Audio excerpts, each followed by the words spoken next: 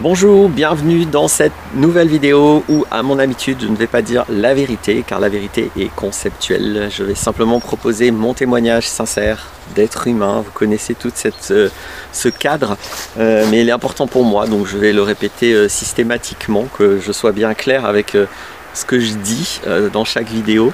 Le sujet aujourd'hui va être un point très précis sur les conséquences d'une attitude contrôlante. Et une des conséquences particulières de l'attitude contrôlante, je vais revenir un petit peu sur l'attitude contrôlante, mais pas trop, j'en ai déjà parlé dans d'autres vidéos, surtout que j'ai parlé notamment du contrôle actif et du contrôle passif. Donc si vous tapez ça sur ma chaîne contrôle, actif, passif, vous allez avoir d'autres vidéos.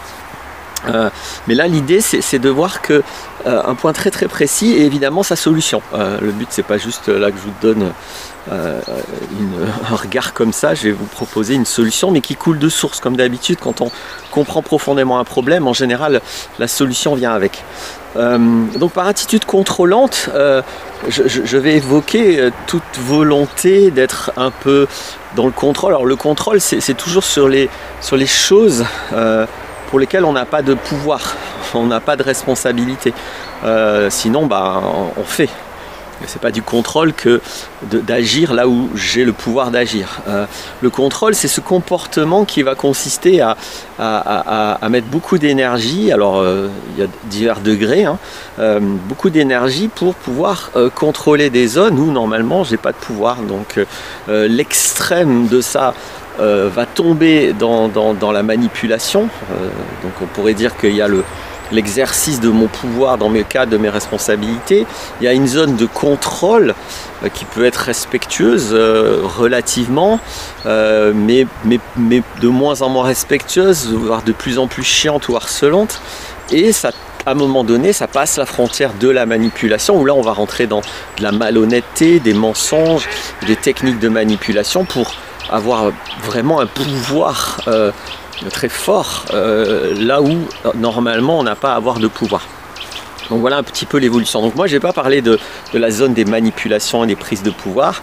Je vais évidemment pas parler de la zone de l'action dans le cadre de mes responsabilités. Je vais parler de toutes ces tentations, ces attitudes contrôlantes.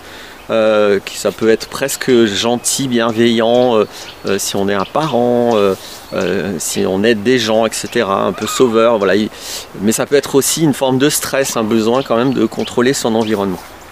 Et quand on est dans cette intention, volontairement ou involontairement, consciemment ou inconsciemment, donc essayer de mettre beaucoup de conscience. Je pense qu'il y a beaucoup de gens qui n'ont pas compris à quel point ils sont contrôlants, parce que le vivent comme juste ils sont eux-mêmes, ils n'ont pas cette frontière du respect qui est que mais je ne peux pas me comporter pareil s'il s'agit de mon corps ou du corps de l'autre. Il y a plusieurs personnes, ça je l'observe vraiment très fréquemment. C'est pas du tout, encore une fois, des gens manipulateurs ou des gens méchants ou des gens, voilà, c'est pas des gens de pouvoir forcément. Mais il n'y a pas cette ligne du respect très nette, c'est-à-dire que ils se comportent de la même manière, ils sont eux-mêmes, ils se comportent pareil quand il s'agit de leur corps ou quand il s'agit du corps de l'autre, si c'est dans leur champ de perception. En fait, tout ce qui est dans leur champ de perception, pour eux c'est tout pareil. Donc si moi, pour faire ça, j'ai dans ma tête qu'il faut faire de telle façon, je vais le faire. Et si je vois quelqu'un qui, pour faire la même chose, ne commence pas à faire à ma façon, je vais dire non mais c'est pas comme ça qu'on fait, c'est comme ça qu'on fait. Non mais qu'est-ce que tu fais là? Pourquoi tu fais ça? Non mais ou alors on va poser des questions orientées, etc. Donc on va tout de suite être dans une attitude en fait contrôlante, mais juste parce que c'est évident, c'est pas comme ça qu'on fait, c'est comme ça qu'on fait. En fait non, c'est comme ça que vous faites. C'est comme ça qu'avec votre corps, vos intentions, vos valeurs, votre fonctionnement, vous faites. Mais l'autre, il a un autre corps, il a d'autres valeurs peut-être, il a peut-être d'autres fonctionnements, il a peut-être même d'autres intentions. Il a surtout peut-être une autre compréhension de ce qui est en train de se passer que vous. Il a des données que peut-être vous n'avez pas, ou inversement, vous avez peut-être des données que la personne n'a pas, qui va légitimer qu'elle fasse de cette manière et pas de la vôtre.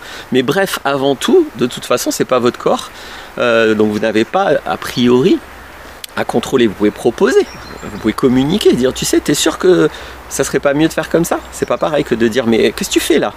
Voilà, c'est pas qu'est-ce que tu fais là? C'est du contrôle. t'es sûr que cette manière serait pas plus adaptée? Ça, c'est une proposition, pas du contrôle. Voilà par exemple la nuance, hein, au niveau communication, puis au niveau aussi de tout le reste du comportement qu'on va avoir. Donc voilà pour décrire un peu ce que j'appelle contrôle. Et lorsque l'on est donc dans cette attitude de contrôle, ce dont je voulais parler, c'est la focalisation qu'on va avoir sur certaines conséquences. Il y a des conséquences qu'on va vouloir, des fois une conséquence qu'on va vouloir, et d'autres conséquences qu'on ne va pas.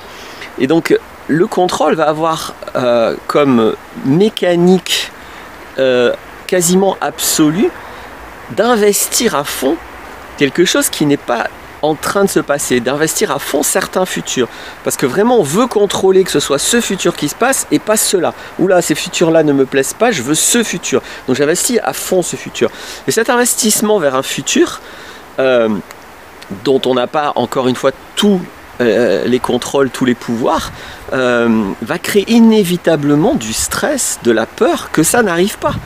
Et éventuellement des comportements impatients, voire harcelants, insistants, chiants, et potentiellement, mais on a dit qu'on n'évoquait pas ça, hein, donc je le mets là-bas, même manipulateur, menteur, etc. Malhonnête, pour essayer d'obtenir vraiment, on a tous les moyens de ça. Mais imaginons qu'on a une valeur, une limite d'honnêteté.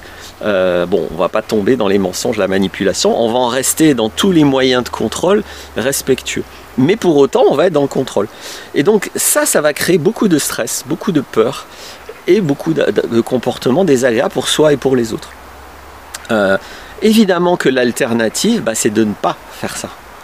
Alors je ne veux pas dire là dans la vidéo de ne pas entrer dans le contrôle parce que c'est peut-être un peu plus profond comme fonctionnement à transcender, à changer, c'est pas si évident que ça. Mais sans avoir besoin de vraiment sortir du contrôle, on peut continuer d'être très focalisé sur cette solution, mais autrement. Il n'y a pas qu'une façon de se mobiliser. Il est tout à fait possible de se mobiliser dans l'ouverture et pas dans la volonté absolue, dans l'espoir. On n'est pas obligé de se projeter déjà dans cette seule solution qui fait que on va le vivre mal si cette solution ne se réalise pas ou si elle n'est pas en train de se réaliser.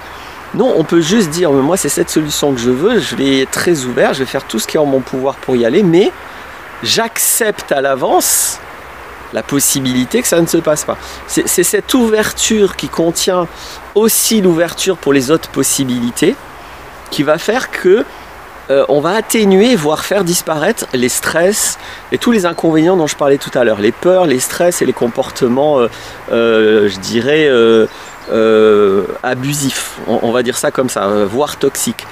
On va éviter tout ça en trouvant le moyen de continuer à investir cette solution, parce que c'est ma façon de faire. Je suis comme ça, je suis un peu contrôlant, j'ai besoin de ça, mais je vais l'investir autrement. J'essaye en conscience d'investir non pas le futur, mais d'investir les moyens que j'ai maintenant pour pousser le maximum cette solution, encore une fois dans le respect. Mais je suis ouvert à la possibilité que ça ne marche pas, je l'accepte à l'avance. C'est-à-dire que c'est là où je vais éviter de créer de la peur et du stress, parce que je n'investis une situation qu'une fois qu'elle est établie, pas avant. J'investis pas le futur, j'investis le présent, mais un présent qui tend vers ce futur. Mais j'investis le présent. Je ne me projette pas dans la réalisation de ça, et ça va me faire peur si j'y arrive pas. Donc c'est une nuance, mais j'espère avoir décrit suffisamment cette nuance pour montrer que c'est en même temps assez simple d'investir le présent et pas le futur, d'investir les moyens que j'ai maintenant et pas de me projeter dans ce que j'aurais déjà réussi, etc. J'ai donné un exemple peut-être pour que ce soit plus clair. Imaginons qu'il s'agisse d'un déménagement. J'ai décidé de déménager. Pour l'instant, je ne sais pas trop où, mais un endroit, et j'ai une maison en tête, je connais une maison, je connais un endroit, et c'est trop bien, et j'adorerais vivre là, et c'est ça que je veux. Donc évidemment, je peux faire l'erreur dont je vous ai parlé dans cette vidéo, de me projeter dans la maison, d'imaginer que je vais y vivre, que ça va être trop bien. Voilà, moi je suis déjà dedans. Je suis déjà dans la maison, en fait, dans ma tête, je vis dedans et j'ai investi le futur. Et donc je vais tout faire, mais avec le stress, la peur de ne pas y arriver et tout mon ego qui va aller vers ça. Et je vais tomber dans les inconvénients dont j'ai parlé tout à l'heure. L'alternative, c'est de me dire, oh, ça serait trop bien cette maison, donc je garde mon objectif, hein, je lâche pas prise sur cet objectif, juste je suis ouvert à cette possibilité, mais j'accepte à l'avance que peut-être ça n'arrivera pas. Donc je ne me projette pas dans cette maison, parce que je ne sais pas si ça va arriver. Je me projette dans tout ce que je peux faire. Qu'est-ce que je peux faire maintenant? Ah oui, je peux contacter cette personne. Ah oui, je sais qu'ils vont avoir besoin de tel document. Je vais bosser pour avoir ces documents. Voilà, je vais faire tout ce que j'ai à faire, j'investis le présent, je fais tout ce que je peux pour améliorer mes chances que ce futur-là arrive. Mais je sais que ça n'arrivera peut-être pas. Je ne l'investis pas, je ne me projette pas.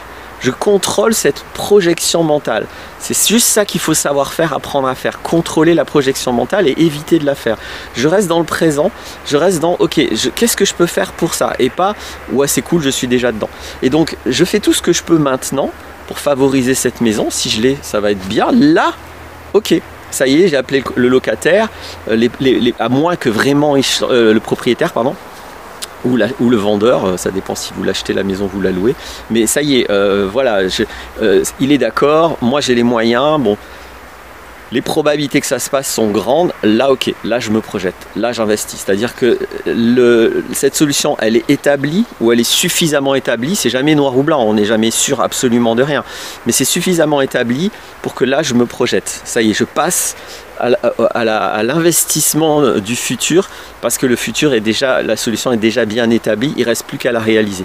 En gros c'est ça, hein, c'est d'abord j'établis, puis je réalise. Mais la phase de préétablissement, la phase de préparation, c'est là où il s'agit d'être très très attentif à ne pas se projeter dans le futur. Et donc c'est sur le présent qu'il s'agit d'être très attentif et de se projeter sur les moyens du présent.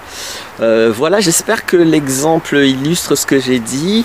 J'ai conscience que le sujet est un peu fin, mais j'espère en même temps que j'ai réussi à déterminer, puisque la frontière, elle reste assez nette, hein. C'est quand même faire la différence entre le présent et le futur, entre la finalité et les moyens de cette finalité. Donc c'est deux grosses différences quand même. Si j'ai conscience que la finalité n'est pas les moyens, normalement je devrais m'en sortir. Si j'ai conscience de la différence entre le présent et le futur, normalement je devrais m'en sortir.